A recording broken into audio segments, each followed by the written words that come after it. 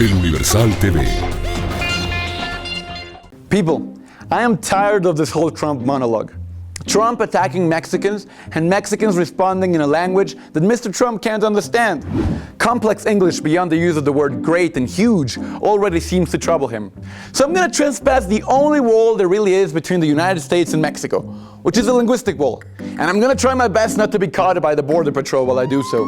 I'm still wanting to believe that the whole Trump candidacy is just a Fox stunt to promote The Simpsons. If it is, Fox, you've gone too far this time. But I will say this. I don't want to stress the facts too much because I know Trump thinks that facts are Mexicans and doesn't give a damn about them. So I'm not going to stress the fact that a recent study concluded that the percentage of Mexicans going into the United States compared to those coming back to Mexico equals 0%. Nor will I stress the very unknown fact that Mexico is home to the largest American expat population. There are nearly 1 million Americans in Mexico, and most of them are illegal. Yes, American illegal immigrants in Mexico. And by the way, their sense of fashion is also destroying our culture. I'm also not going to ask Mr. Trump how many Mexicans he's going to have to employ to build this wall, and how he's going to send them to the other side once it's finished. Hadn't thought of that, had you, Mr. Trump? What I really want to say is this. When you think about it, of all the American presidential candidates that I've seen, Donald Trump is the most Mexican. No, not because his hair looks like a melted cheese on top of a chimichanga, but because Trump is just like one of the most Mexican things there are in the world, the piñata. There's nothing more Mexican than that, except maybe Guillermo, but that's a different story. What is a piñata if not a cartoon? A bad cardboard copy of reality that is shiny on the outside, but empty on the inside. And after all, the piñata's role is to recanalize all the anger we have against something else. Now, many Americans are voting for Trump because they are angry. And it's making the primaries look more like a Mexican party than anything else.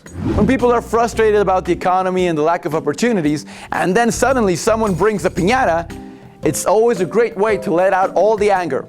It doesn't really solve anything, but it feels damn good. But, like any Mexican kid knows, a piñata promises delicious candy and treats, but in reality, we all know that Aunt Rosita filled it up with crappy fruit. Now, I'm all against violence, but I'm a man of tradition, which is why I'm going to end this whole Trump business in the most Mexican way I know. I understand that many Americans are angry at the current state of things, so to show our solidarity and that we are not as evil as some would say, I brought here the Mexican equivalent to 4 months of anger management therapy.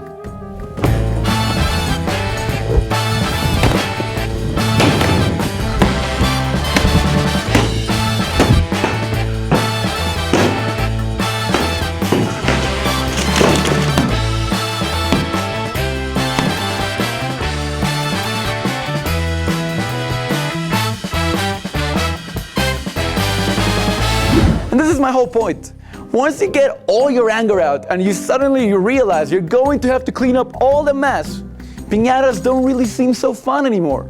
Especially if you don't have any of us to help you clean. So my dear Americans, I'm in no way promoting hitting Donald Trump with a stick. Nothing good can come out of that. But, my dear friends, before voting for Trump, think about it. A piñata looks fun at first, especially if you're angry.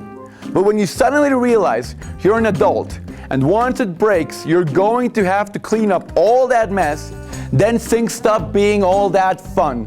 Believe me, as a Mexican, I can assure you, piñatas always break. Always.